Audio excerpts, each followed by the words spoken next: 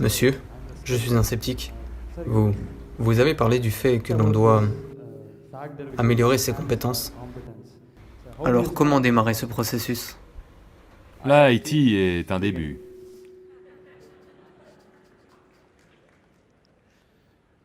Donc, à propos de quoi êtes-vous sceptique? Vous ne croyez pas qu'être compétent va marcher dans ce monde, c'est cela? La corruption est aussi un certain genre de compétence de toute façon. C'était censé être une blague. C'était censé être une blague. Ok, c'est censé être une blague. Donc, maintenant, comment améliorer ma compétence? Voyez, disons que vous voulez courir sur une piste, disons que vous voulez faire une course. Vous voulez courir 100 mètres. Ce n'est pas sur la course que vous devez travailler là maintenant. Vous devez travailler sur vos jambes et poumons et muscles et tout, n'est-ce pas ainsi?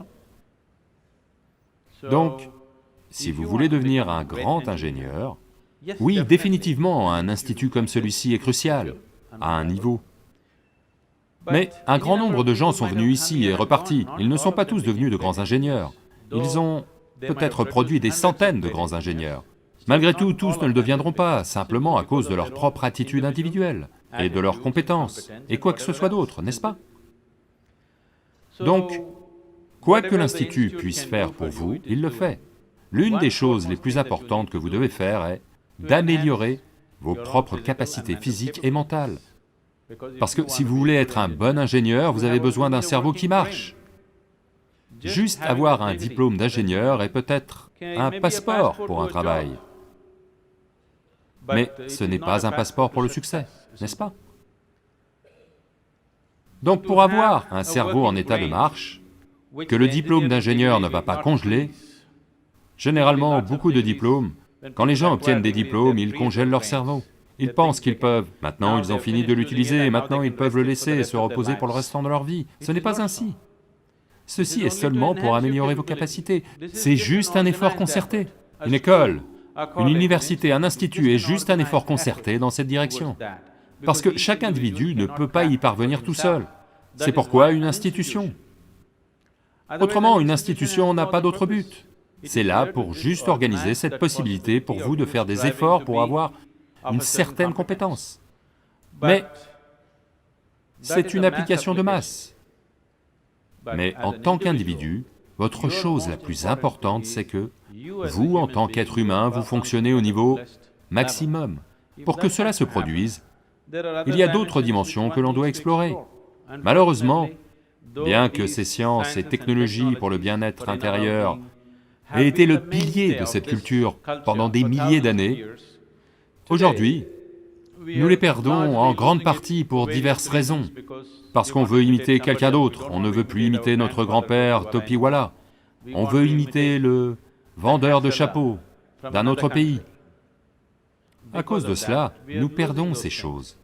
Mais nous ne devrions pas, nous devons les ramener dans nos vies. Ça fait tout à fait partie de la façon dont la culture elle-même est structurée, où tout tourne autour de l'être humain. Voyez, c'est la seule culture qui parle, ce dont même une personne illettrée dans cette culture est consciente, que vous pouvez réellement évoluer vers une autre dimension d'existence. Même si je vais dans un village et parle à un paysan illettré, qui n'a rien lu, qui ne sait rien, qui n'a rien entendu de tout ça, même lui, si je vais le voir, il ne va pas me demander « donne-moi un cheval en or » ou autre chose, il va dire « Enaku mukti venum, Swami ». Il dit qu'il veut la liberté ultime. Où est-ce que cet homme en a entendu parler? Nulle part ailleurs sur cette planète cela n'est possible. Nulle part ailleurs sur cette planète il n'est possible qu'une personne illettrée pense qu'il peut briser sa dimension présente d'existence et aller à un autre endroit, quel que soit cet endroit. Donc, cela a été introduit dans notre culture si profondément, nous ne devrions pas le perdre. Ce n'était pas juste l'idée, il y a des technologies pour devenir libre. Si vous vous libériez du processus de votre corps et du processus de votre mental, si vous pouviez rester en dehors de ces processus et y travailler, vous y travailleriez brillamment, vous comprenez? Vous serez capable d'utiliser ce corps et d'utiliser ce mental seulement lorsque vous êtes capable de ne pas les traiter comme moi-même. Ce sont de puissants instruments dans votre vie. Ces instruments peuvent être employés de la façon dont vous voulez. seulement quand vous y avez un accès extérieur. Là maintenant, vous êtes un ordinateur phénoménal, mais vous ne savez pas où est le clavier, quand vous n'arrivez pas à penser, vous grattez cet endroit, ça n'est pas là que ça se trouve. Vous avez vu les gens, quand ils n'arrivent pas à penser, ils pensent fort, ils grattent ici, ça ne marche pas comme ça. Il y a des techniques appropriées que l'on peut utiliser. Ça pourrait être offert ici, si tout le monde est partant pour ça.